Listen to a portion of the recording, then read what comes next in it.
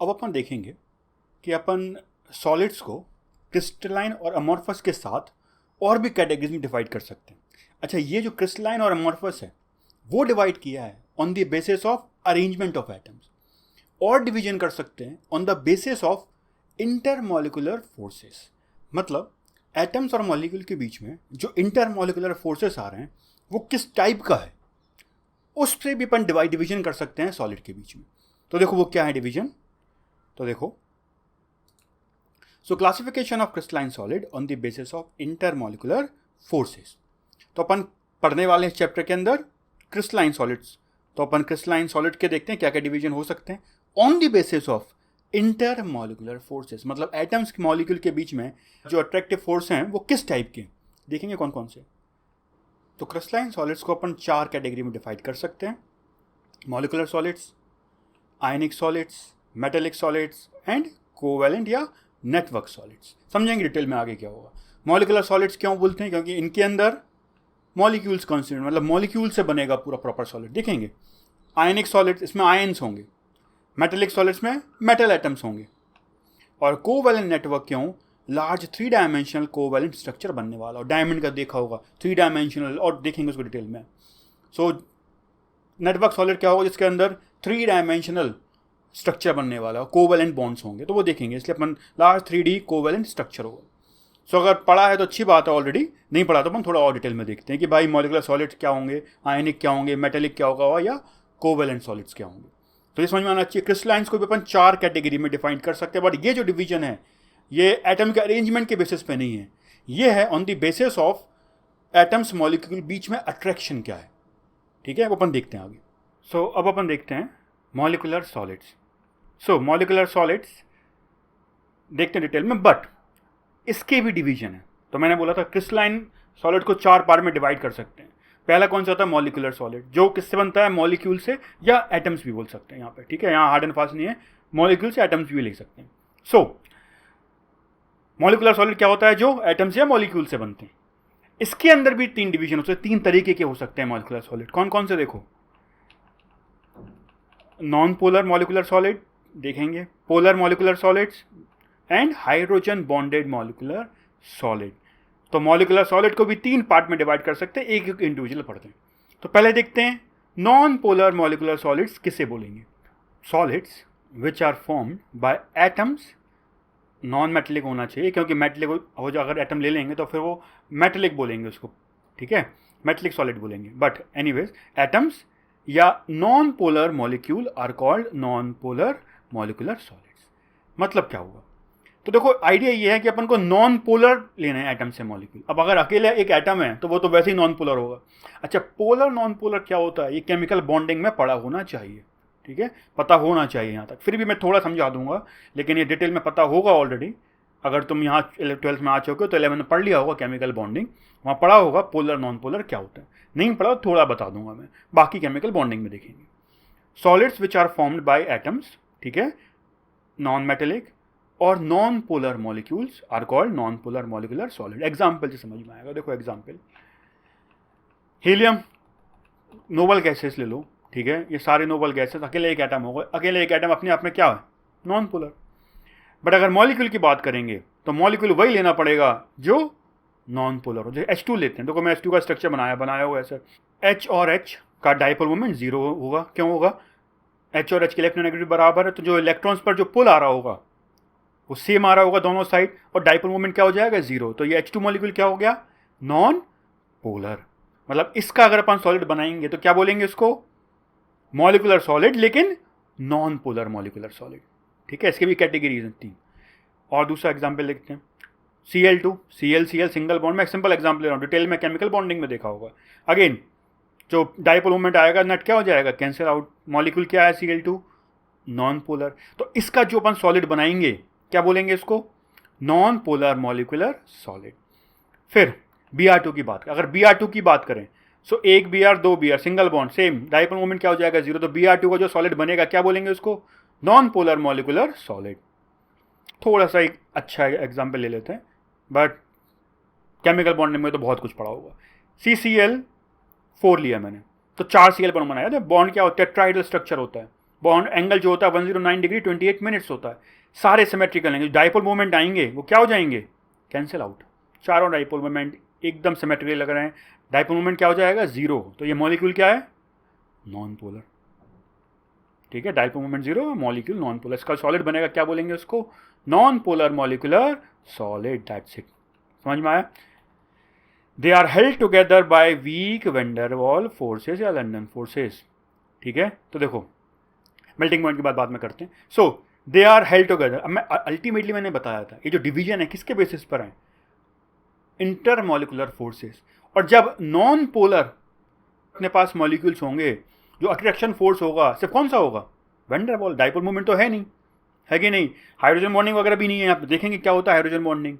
तो जब week van der Waals force लगेगा तो क्या बनेगा, नॉन पोलर मॉलिकुलर सॉलिड। या बोल सकते हैं नॉन पोलर मॉलिकुलर सॉलिड्स के अंदर वीक वैंडरवॉल फोर्स होता है एटम से मॉलिक्यूल के बीच में, क्योंकि डाइपोल भी जीरो, हाइड्रोजन बॉन्डिंग वगैरह भी कुछ नहीं। ठीक है, so they are held together, ये इंपॉर्टेंट चीज़ ध्यान रखना, they are held together by weak van der Waal या लंदन फोर्सेस। ठीक है, अच्छा, they will have low melting and boiling point. Why, जब force of attraction atoms molecule के बीच में कम होता है, अट्रैक्शन वगैरह कम है, तो इनको साथ रखना मुश्किल है। थोड़ा एनर्जी बढ़ाएंगे इजीली क्या हो जाएंगे, अलग अलग, मतलब मेल्ट हो सकता है, सॉलिड से लिक्विड बन सकता है या लिक्विड से गैस बन सकता है। सो ये अगेन केमिकल बॉन्डिंग की चीज़ है। तो ये थोड़ा केमिकल बॉन्डिंग है, ये सब पढ़ा होगा, एक बार रिवाइज करा दे रहा हूँ बिकॉज एनसीईआरटी में लिखा है, अपन को सारा पढ़ना है एक बार। ठीक है, ये this is less the part of solid state, more part of chemical bonding. तो ये हो गया पहला कैटेगरी। तो मॉलिकुलर सॉलिड के अंदर अपन ने क्या देख लिया, नॉन पोलर मॉलिकुलर सॉलिड। अब देखते हैं अपन पोलर मॉलिकुलर सॉलिड। अब अपन देखेंगे polar molecular solid. So polar molecular solid, अभी अपन ने क्या देखा था, नॉन पोलर, जिसका डाइपोल मोमेंट क्या था, जीरो। अब डाइपोल मोमेंट नॉन जीरो होगा। So solids which are formed by polar molecules are called polar molecular solid. और पोलर मॉलिक्यूल्स क्या होते हैं, जिनका डाइपोल मोमेंट नॉन जीरो होता है। So polar molecules will have non zero dipole moment. अच्छा, example से समझ में आएगा, ये समझ में आ रहा है। पहली बात, पोलर मॉलिकुलर सॉलिड मतलब वो सॉलिड्स जो अपने, और अगर क्रिस्टल बनेगा तो क्रिस्टलाइन सॉलिड बोलेंगे, तो सब क्रिस्टल के डिविजन्स हैं।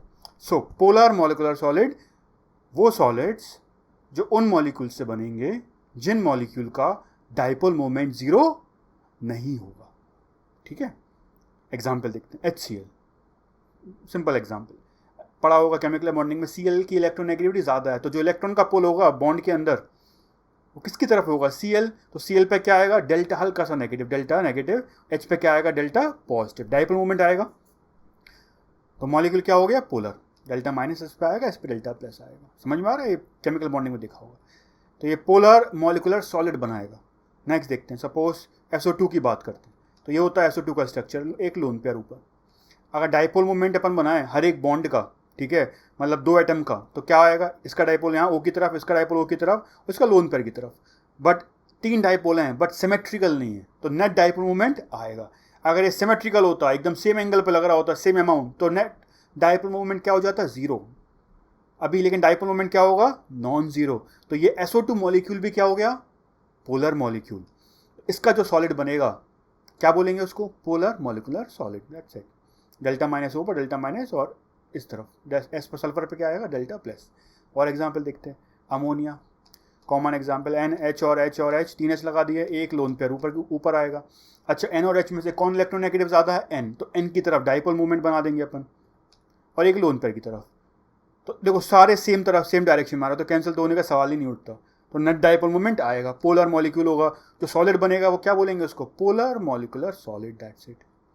Delta plus, delta plus, delta plus और डेल्टा माइनस N पर। अच्छा, अब तुम बोल सकते हो 3 डेल्टा, केमिकल बॉन्डिंग में पढ़ा होगा वो, 3 डेल्टा माइनस, 3 डेल्टा माइनस, ये कम ही है, 3 बार कम, क्या मतलब है, कम ही है, ऐसा बोल सकते हैं। Anyways, HBr same, Br more electronegative, dipole moment, polar molecule होगा। मैं एग्जाम्पल भी वही ले रहा हूँ जो ऑलमोस्ट NCERT में दी हुई, ठीक है, तो ज़्यादा अच्छा रहेगा। HBr, H पर प्लस, Br पर minus, CO carbon monoxide, O is more electronegative, ठीक है। नेट डाइपोल मोमेंट कैंसिल होता अगर ये इक्वल अमाउंट होता, बट क्या बोल सकते हैं, कैसे बोल सकते हैं इक्वल है, ये लोन पेयर का डाइपोल है और ये डबल बॉन्ड O का है, ठीक है, डाइपोल मोमेंट नहीं बोल सकते कि जीरो हो जाएगा, तो पोलर मॉलिक्यूल है ये भी। जब भी चार्जेस की वजह से अट्रैक्शन आएगा वो स्ट्रॉन्गर होता है, किसके रिलेटिव? वैन डर वाल्स के रिलेटिव, पढ़ा होगा है कि नहीं। तो इसके फोर्स ऑफ अट्रैक्शन रिलेटिवली क्या होंगे? स्ट्रॉन्गर, क्योंकि नेट डाइपोल मोमेंट है, चार्जेस हैं नेट, और चार्जेस हैं तो उनके बीच में अट्रैक्शन होगा, और जब अट्रैक्शन होगा तो स्ट्रॉन्गर होगा then week van der Waal force. तो अपन बोल सकते हैं molecules will be held together by relatively strong, मतलब relative to what? Van der Waal force. So relatively strong dipole interaction, समझ में आया? सो इनके जो अट्रैक्शन होगा मॉलिक्यूल के बीच में वो स्ट्रॉन्गर होंगे, ठीक है। किसके रिलेटिव? उन सॉलिड्स में जिसमें मॉलिक्यूल के बीच में सिर्फ van der Waal force of attraction होता है, क्योंकि वैन डर वाल वीक होता है, डाइपोल इंटरेक्शन स्ट्रॉन्ग होता है। डाइपोल इंटरेक्शन स्ट्रॉन्ग क्यों होता है? क्योंकि चार्जेस आते हैं नेट, ठीक है। सो हम बोल सकते हैं in general their melting point is higher than that of non polar molecular solid. क्यों हायर होगा? समझ में आ रहा है? क्योंकि जो अट्रैक्शन फोर्स आएंगे वो स्ट्रॉन्गर आएंगे। तो this is polar molecular solid. तो अभी अपन मॉलिक्यूलर सॉलिड ही देख रहे हैं। पहले अपन ने क्या पढ़ लिया मॉलिक्यूलर सॉलिड के अंदर? Non polar molecular solids. फिर क्या देखा? अभी पोलर मॉलिक्यूलर सॉलिड्स। अब देखते हैं हाइड्रोजन बॉन्डेड मॉलिक्यूल, नाम में लिखा है जब हाइड्रोजन बॉन्डिंग होगी तो हाइड्रोजन बॉन्डेड मॉलिक्यूलर सॉलिड। अगला देखते हैं। नेक्स्ट है hydrogen bonded molecular solids. So hydrogen bonded molecular solids. So समझ में आ गया होगा, नाम में लिखा है पोलर में मॉलिक्यूल पोलर होगा, नॉन पोलर में नॉन पोलर। इसके अंदर मॉलिक्यूल्स में हाइड्रोजन बॉन्ड होगा। So in these solids molecules are held together by strong hydrogen bond. और पढ़ा होगा डाइपोल, हाइड्रोजन बॉन्ड और वैन डर वाल में सबसे स्ट्रॉन्ग कौन सा होता है? Hydrogen. So hydrogen bond are formed कब बनता है? जब हाइड्रोजन एटम, पता होगा वैसे केमिकल बॉन्डिंग के हिसाब से, बट फिर भी बता देता हूँ। Hydrogen bonds are formed when hydrogen atom is attached to highly electronegative atom.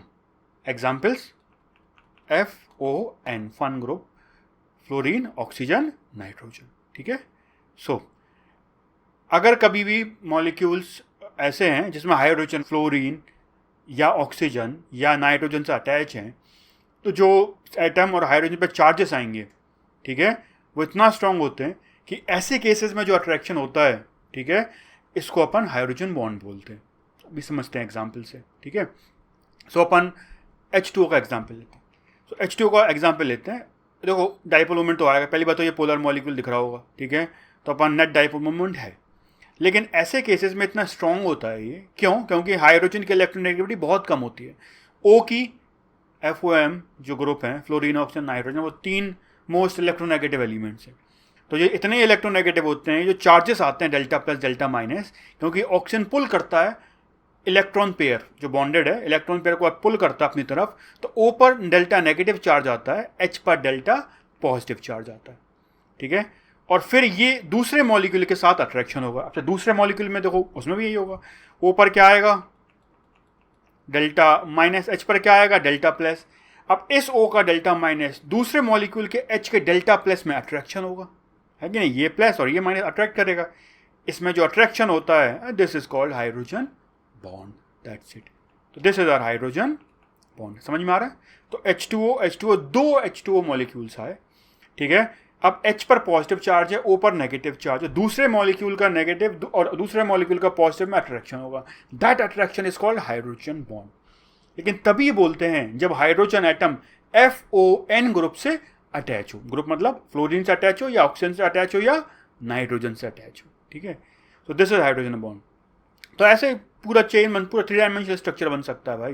मतलब दूसरा H2O, ये H दूसरे H2O मॉलिक्यूल में अट्रैक्शन हो सकता है इस तरीके से। समझ में आ रहा है? मतलब इसी एक ही मॉलिक्यूल का O H के साथ अट्रैक्शन होगा, हाइड्रोजन बॉन्ड, H दूसरे मॉलिक्यूल के O के साथ होगा, ये भी हाइड्रोजन बॉन्ड।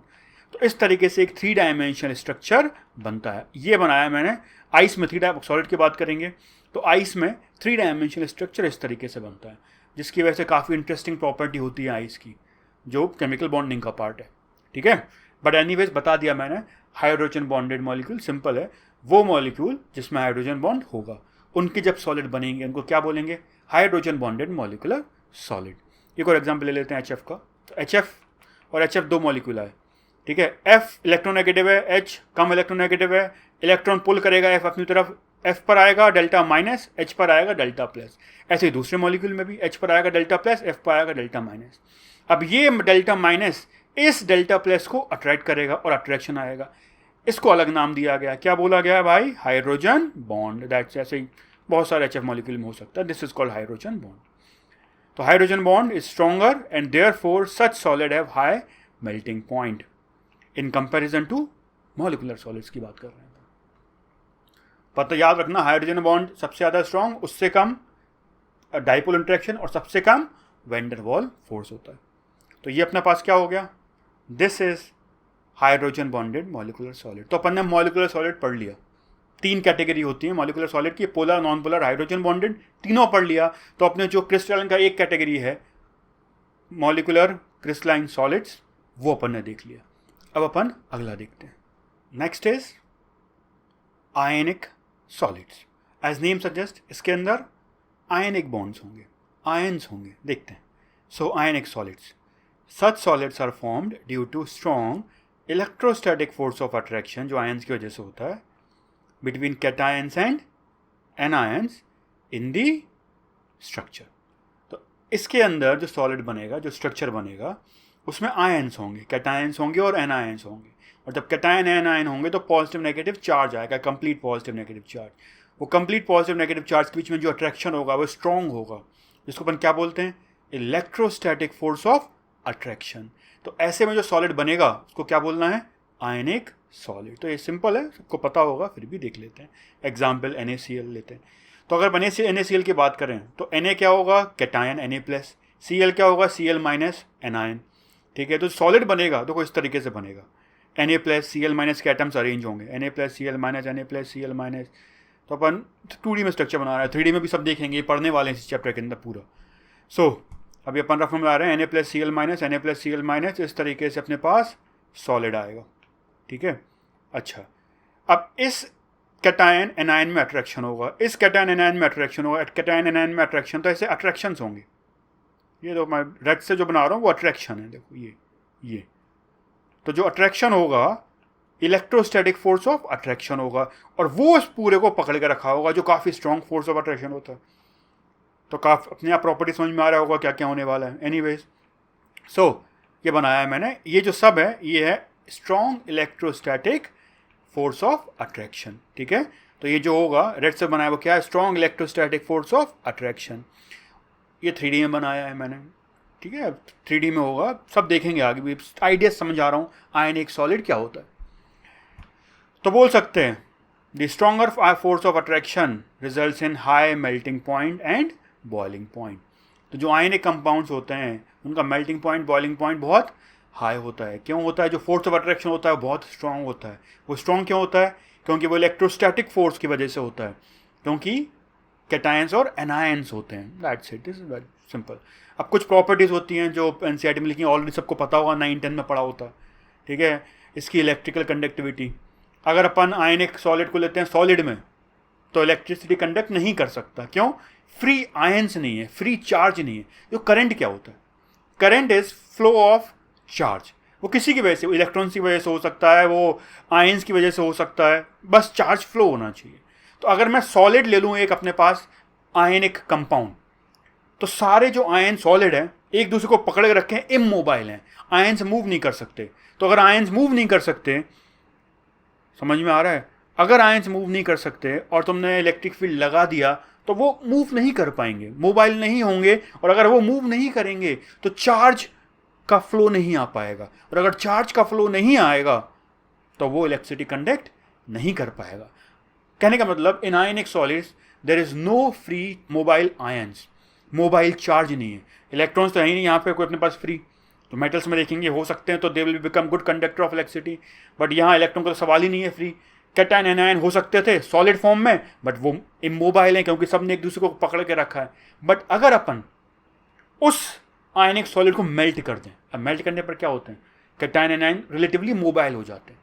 तो अगर मेल्ट कर दें और फिर इलेक्ट्रिक फील्ड लगाएं तो अब अपने पास मोबाइल चार्ज है in the form of cation and anion. तो जब मोबाइल चार्ज है cation anion, they can move, and if they can move we can have flow of charge, और जब फ्लो ऑफ चार्ज हो सकता है तो they can conduct electricity. Is this clear? बहुत सिंपल कॉन्सेप्ट है। Again this is because of mobility और immobility of ions. So ionic solid are bad conductor of electricity as ions are not free to move या immobile, लेकिन ionic solids but in aqueous form भी ले सकते हैं। मैंने molten का example लिया था, एक्वस में भी सेम होता है, आयंस अलग अलग हो जाते हैं, they become mobile, free to move, same concept है। तो इन एक्वस फॉर्म या molten form ions are mobile and thus they can conduct electricity.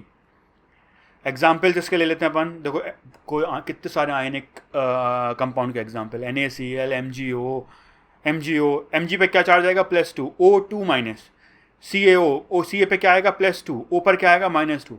Again chemical bonding में पढ़ा होगा 100% आयनिक नहीं होता, कुछ कोवलेंट कैरेक्टर वगैरह भी आ सकता है, बट वो यहाँ अपन को उतना डिटेल में नहीं जाना है। We are studying solid state not chemical bonding, इसलिए यहाँ उस पर इतना डीप में नहीं जाएंगे, बट जिसने पढ़ा है वो सब चीज़ें सोच सकता है भाई। ये आयनिक तो है, कोवलेंट कैरेक्टर भी आ सकता है। MgO, CaO, CaCl2 ये सब क्या है, इनके सॉलिड बनेंगे, उनको क्या बोलते हैं, आयनिक सॉलिड। ये तो सबको पता ही होगा अच्छे से, ऑलरेडी 9th-10th में पढ़ रखा होगा। This is ionic solid. अगला देखते हैं मेटेलिक सॉलिड क्या होता है। Next is metallic solid. As name suggest, ये जो सॉलिड बनेगा मेटल एटम से बनेगा, ठीक है। सो मेटेलिक सॉलिड क्या होता है, these solids are formed by the metal atoms in which, अब इसका स्ट्रक्चर किस तरीके से होता है, देखो अपन को आयनिक का समझ में आ गया था किस तरीके से होता है, मेटल्स में कैसा स्ट्रक्चर होता है, देखो in which metal forms the structure held together by sea of electrons. तो ये थोड़ा सा डिफरेंट होता है इसका कॉन्सेप्ट। अच्छा, मेटल्स के अंदर जो मेटल के प्रॉपर्टी वगैरह होता है डिटेल में इस चैप्टर में नहीं जाना है अपन को, तो ऊपर से देखना है, ठीक है, क्योंकि वो बहुत एक्स्ट्रा है और बहुत कॉम्प्लिकेटेड भी है। बट यहाँ अपन को इतना नहीं जाना है उसके अंदर, मतलब प्रॉपर मेटेलिक सॉलिड उनकी प्रॉपर्टीज़, फिर भी थोड़ा देखते हैं। तो स्ट्रक्चर क्या होता है, देखो लेट M मान लेता हूँ मैं मेटल एटम, ठीक है। तो ये जो मैंने मेटल एटम बना दिए, ठीक है, इनके इलेक्ट्रॉन्स होंगे, इन पर कुछ चार्ज आएगा। चार्ज क्यों आएगा, कुछ भी चार्ज, कुछ नहीं, एक इलेक्ट्रॉन दिया कि ये इलेक्ट्रॉन्स देगा मेटल के पास फ्री इलेक्ट्रॉन्स है, तो वो मेटल में से अगल बगल जा सकते हैं, तो उन पर चार्ज बोल सकते हैं अपन कि चार्ज आ गया। और जो बाकी जो इलेक्ट्रॉन निकले वो क्या होते हैं, पूरे मेटल्स के अंदर फ्री होते हैं। मतलब लेट डॉट को मैं इलेक्ट्रॉन मान रहा हूँ, तो ये डॉट जो है रेड डॉट वो अपना इलेक्ट्रॉन है, तो देखो ये इलेक्ट्रॉन है, ये सब इलेक्ट्रॉन्स हैं, ये सब फ्री हैं, पूरा फ्री है, फ्री टू मूव, कहीं भी है कोई भी इलेक्ट्रॉन, तो they are mobile, they can move anywhere. तो ऐसा है, मतलब जैसे जड़े हुए हैं मेटल एटम्स, और इलेक्ट्रॉन्स हैं जो फ्लो कर रहे हैं, मतलब प्रॉपर सब जगह इलेक्ट्रॉन्स हैं, प्रॉपर सी ऑफ इलेक्ट्रॉन्स है, ऐसे इमेजिन कर सकते हो। तो मेटल एटम फिक्स और सब जगह दे सराउंडेड बाय इलेक्ट्रॉन्स, ठीक है। And this is how structure of metal looks like.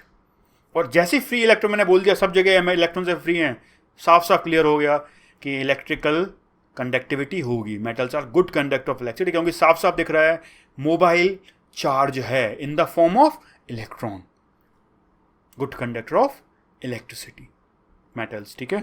Lustrous भी होता है, लश्चरस का मतलब बताता हूँ अभी मैं। So this is how the structure of metal looks like, पता होना चाहिए। नेक्स्ट आगे बढ़ते हैं। So these free electrons makes metal good conductor, भी बताया of electricity, because free charge है अपने पास। Metal are lustrous, metal shine करते हैं, ठीक है, उन पर एक चमक आती है, वो चमक आती है because of this free electron, they can oscillate. अब इसका ऑसिलेशन से किस तरीके से होता है, कोई लाइट आई, ठीक है, और इलेक्ट्रॉन ऊपर आया, नीचे आया, सेम फोटोन निकाल दिया उसने, ठीक है, तो लाइट रिफ्लेक्ट हो जाएगी। लाइट आई, इलेक्ट्रॉन ने ऑब्जर्व किया, ऊपर गया, नीचे आया, चला गया, तो ये ऑसिलेशंस होते हैं। अब इसको डिटेल में यहाँ अपने सिलेबस के बाहर की चीज़ है, बस इतना पता होना चाहिए, that is these oscillating free electrons reflect incident light making metal lustrous। अच्छा, ऊपर इलेक्ट्रिसिटी के बारे में बोला, सेम हीट के बारे में भी होगा, समझ में आ रहा है। इलेक्ट्रॉन्स हैं, दे कैन कंडक्ट हीट ईजिली, समझ में आ रहा है। मतलब मेन जो मेटल्स भी वाइब्रेट वगैरह कर सकते हैं, बट मेन जो यहाँ पर हीट फ्लो आता है वो इलेक्ट्रॉन्स की वजह से आता है, ठीक है। सो इलेक्ट्रॉन्स फ्लो करेंगे, हीट अपनी कंडक्ट कर देंगे इस तरीके से, प्रॉपर एक कन्वेक्शन काइंड ऑफ बनेगा। एनीवेज उतना नहीं पढ़ना अपन को। These oscillating free electrons reflect the incident light making it lustrous. Metals are highly malleable and ductile. ये इतना पता होना चाहिए, ऐसा क्यों होता है, कैसे होता है, आगे की चीज़ें यहाँ नहीं पढ़ना, अपने इस सिलेबस के हिसाब से बाहर है। सो ये पता होगा, metals are highly malleable and ductile. So this is very simple about. अब कमी इन्फॉर्मेशन बताइए, क्योंकि कमी इन्फॉर्मेशन पढ़ सकते हैं अपन, और इतना ही अपन को पढ़ना है एनसीईआरटी के हिसाब से। सो मेटेलिक सॉलिड ये होता है, समझ में आ रहा है।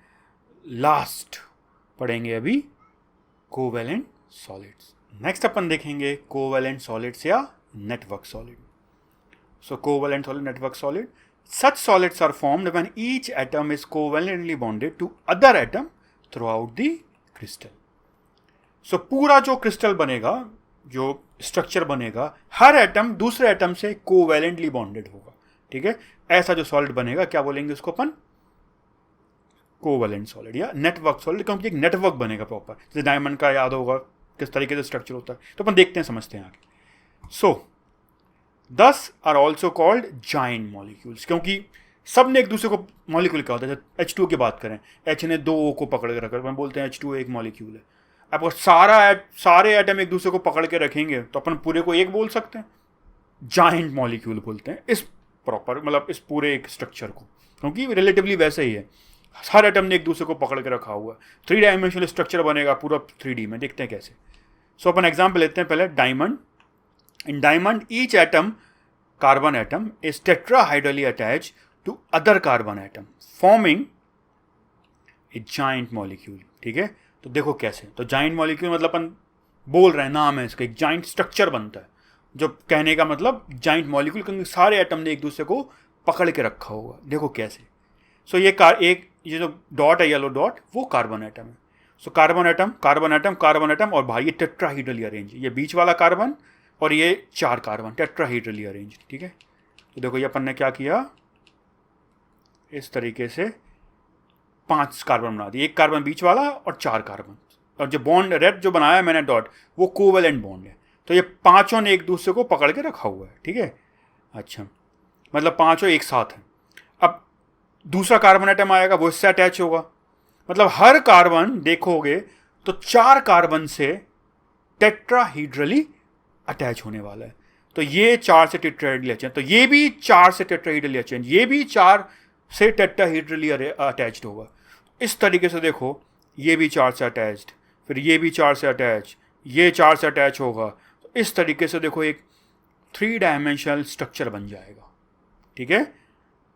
तो 3D में एक स्ट्रक्चर बन गया प्रॉपर, हर कार्बन जहाँ टेट्राहेड्रली 4 कार्बन से अटैच है, और दिख रहा है यहाँ पर कोई फ्री इलेक्ट्रॉन नहीं है। Absence of free electron makes diamond bad conductor of electricity.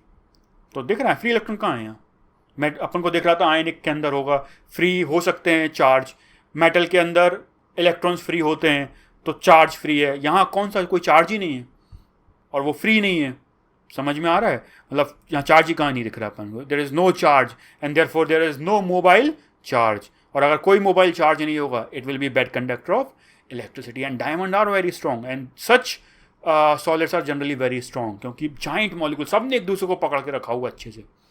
ऐसा होगा तो फिर उसको तोड़ना अलग मुश्किल होगा, तो ये काफ़ी स्ट्रॉन्ग हो जाता है। तोड़ना है तो सारे बॉन्ड तोड़ने पड़ेंगे, सारे बॉन्ड मतलब बहुत सारे बॉन्ड तोड़ने पड़ेंगे, सारे बॉन्ड नहीं, सारे, फिर वो गैस की बात कर रहे हैं अपन। एनीवे सारे से मतलब यहाँ पे ये है कि बहुत सारे बॉन्ड तोड़ने पड़ेंगे तब जाके एक अपने पास सॉलिड टूटेगा, तो they are strong. So as every carbon atom is strongly held by 4 other carbon atoms through covalent bond, diamond is extremely hard. मैंने बताया काफ़ी स्ट्रांगली अटैच्ड है एक दूसरे से सारे कार्बन आइटम। सिलिकॉन कार्बाइड का भी सेम स्ट्रक्चर होता है, ठीक है। SiO2 का भी सेम होता है। सारे नहीं पढ़ेंगे बिकॉज केमिकल बॉन्डिंग नहीं पढ़ रहे हैं यहाँ पर अपन सॉलिड स्टेट सीखना चाहते हैं, बट जनरल क्लासिफिकेशन देख रहे हैं तो मैं समझा दे रहा हूँ, दैट्स इट। तो सिलिकॉन कार्बाइड का भी सेम सिमिलर स्ट्रक्चर होता है, SiO2 का भी होता है, तो वो सब केमिकल बॉन्डिंग की चीज़ें जो वहाँ पढ़ेंगे तो देखेंगे, जब केमिकल बॉन्डिंग पढ़ेंगे तब आएगा, ठीक है। सो दिस इज कोवेलेंट सॉलिड या नेटवर्क सॉलिड्स। तो ये तो अपन ने खैर डायमंड का देखा है, ग्राफाइट का भी देख लेते हैं एक बार, ठीक है, क्योंकि डायमंड देखा तो ग्राफाइट भी देख लेते हैं, दोनों एक पैरेलल चीज़ें हैं लेकिन स्ट्रक्चर एकदम अलग अलग है। तो अपन वो पढ़ लेते हैं, फिर ये क्लासिफिकेशन खत्म हो जाएगा। सो अपन देखते हैं ग्राफाइट का भी स्ट्रक्चर देख लेते हैं, इंटरेस्टिंग है क्योंकि। सो ग्राफाइट का स्ट्रक्चर देखेंगे अपन। In graphite each carbon is attach to only 3 other carbon atoms. Diamond में 4 से अटैच था, ठीक है, और 4 से टेट्राहीड्रली, यहाँ ट्राइगोनल प्लेनरली अटैच होगा, ठीक है। So through covalent bond and दस हैव फ्री इलेक्ट्रॉन। देखते हैं अपन कैसे, ठीक है। सो बट अभी ये समझ में आना चाहिए, ग्राफाइट में 4 एटम से एक कार्बन एटम 4 से अटैच नहीं होगा, 3 से अटैच होगा, ठीक है। सो ये एक कार्बन एटम है, 3 कार्बन एटम से अटैच होगा ट्राइगोनल प्लेनरली, ठीक है। सो इसका अगर तुम हाइब्रिडेशन वगैरह करोगे पता पड़ेगा एक फ्री इलेक्ट्रॉन रह जाएगा, ठीक है। सो ये एक कार्बन है जिसके 4 इलेक्ट्रॉन थे, तो 3 ने तो दूसरे कार्बन के साथ कोवेलेंट बॉन्ड बना लिए, एक इलेक्ट्रॉन फ्री रह गया, ये बना दिया मैंने फ्री इलेक्ट्रॉन, ये। तो this is a basic structure of graphite. मतलब कंप्लीट नहीं बता रहा हूँ कि ये एक कार्बन 3 कार्बन से अटैच है और एक फ्री इलेक्ट्रॉन है। अब ऐसे बहुत सारे स्ट्रक्चर आएंगे और एक दूसरे से जुड़ेंगे, तो देखो कैसे। सो ऐसे बहुत से जुड़ेंगे। सो ये ऐसे ही सेम स्ट्रक्चर आया, ये जुड़ गया, मतलब एक कार्बन देखो यहाँ भी 3 कार्बन से अटैच है ट्राइगोनल प्लेनर, एक इलेक्ट्रॉन फ्री। यहाँ भी ये कार्बन 3 से अटैच है ट्राइगोनल प्लेनर, एक इलेक्ट्रॉन फ्री। इस तरीके से देखो अटैच होंगे और एक लेयर बनेगी, क्योंकि देखो ये प्लेनर था, sp2 हाइब्रिड प्लेनर होगा, ट्राइगोनल प्लेनर, ठीक है, सब केमिकल बॉन्डिंग की चीज़ें हैं। दूसरा भी आएगा वो भी प्लेनर, सारे प्लेनर आएंगे तो पूरा एक प्लेन बन जाएगा। तो ये एक प्लेन स्ट्रक्चर है, समझ में आ रहा है। जब एक प्लेन में था ये भी प्लेन में था, तो सब एक अटैच हैं प्लेन में। सो देखो इस तरीके से ये आएगा, समझ में आ रहा है। तो ये मैंने एक लेयर बना दी। So a layer of sp2 hybrid carbon atoms, और ये प्लेनर होगा, ठीक है, क्योंकि एक प्लेनर, सारे प्लेन थे तो प्लेन होगा ये। So this is one plane of carbon atoms in graphite structure, ठीक है। आगे देखते हैं। मल्टीपल सच लेयर, माने ये एक लेयर बन गई। Multiple such layer are attach to each other by weak van der Waals force which slips easily making graphite slippery and brittle. तो इसका मतलब क्या हुआ है समझते हैं। मैंने बताया ये एक लेयर है, समझ में आ रहा है। This is one layer of carbon atoms. तो एक लेयर, ऐसे दूसरी लेयर, तीसरी लेयर, ऐसी लेयर्स आती हैं ग्राफाइट के अंदर। हर कार्बन sp2 हाइब्रिड है, ट्राइगोनल प्लेनर है और टोटल प्लेनर हो गया, ठीक है। तो एक प्लेन आ गया कार्बन का, अगला प्लेन आ गया कार्बन का, अगला प्लेन आ गया कार्बन का, और ये प्लेन के बीच में जो अट्रैक्शन होता है वो सिर्फ कौन सा होता है, वीक वैंडरवाल फोर्स, ठीक है। तो लेयर बनाते हैं, पहले स्ट्रक्चर बनाते हैं, फिर आगे बताता हूँ मैं, फिर ये प्रॉपर्टी समझाता हूँ अच्छे को। सो देखो ये मैंने एक लेयर बना दी, ठीक है। अच्छा, फिर दूसरी लेयर आ गई, फिर तीसरी लेयर। ये जो एक लेयर थी ये लेयर बाय लेयर है, ठीक है। तो इस तरीके से एक लेयर, दूसरी लेयर, फिर एक और लेयर बना देते हैं अपन, ये तीसरी लेयर, तो ये तीसरी लेयर इस तरीके से। तो मैंने क्या किया, ये एक लेयर थी, ऐसी 3 लेयर बना दी, ठीक है। फिर इन लेयर्स के बीच में अट्रैक्शन होगा, देखो इस तरीके से। तो ये जो वाइट डॉट्स हैं ये अट्रैक्शन है, ठीक है। सो ये लेयर इसको अट्रैक्ट करेगी, ये लेयर इसको अट्रैक्ट करेगी, बट वीक वैंडरवाल फोर्स होगा, ठीक है। सो इनके बीच में अट्रैक्शन होगा, वीक वैंडरवाल फोर्स, ठीक है, या week van der Waals force of attraction होगा इन लेयर्स के बीच में। देखो इस लेयर के अंदर तो हर कार्बन दूसरे कार्बन से कोवेलेंटली बॉन्डेड है, तो ये जो रेड डॉट्स हैं ये कोवेलेंट बॉन्ड है, लेकिन ये जो वाइट डॉट बनाए हैं ये कोवेलेंट बॉन्ड नहीं है, ये सिर्फ वीक वैंडरवाल फोर्स है, समझ में आ रहा है। सो ये लेयर, तो लेयर तो अपने आप में तो स्ट्रॉन्ग है बिकॉज कोवेलेंट बॉन्ड है, बट ये लेयर और ये लेयर काफ़ी वीकली हेल्ड है, only by van der Waals force, तो ये स्लिप हो सकती है. That's why graphite is slippery, it's not strong as diamond. Same carbon atom से बना है बट स्ट्रक्चर अलग है, वो जो स्ट्रक्चर की वजह से प्रॉपर्टी सारी डिफरेंट हो गई, तो इसलिए structures are very important. Free electrons की वजह से it will be a good conductor of electricity. Free electron कहाँ है, देखो ये ग्रीन डॉट बनाया है मैंने, ये ग्रीन डॉट क्या है, फ्री इलेक्ट्रॉन्स. तो इलेक्ट्रॉन्स फ्री हैं, एंड जब भी इलेक्ट्रॉन्स फ्री होंगे, मोबाइल होंगे, तो वो सब्सटेंस क्या होगा, good conductor of electricity. That's it. ठीक है, तो ये हो गया टोटल क्लासिफिकेशंस. अब अपन चैप्टर में आगे बढ़ेंगे.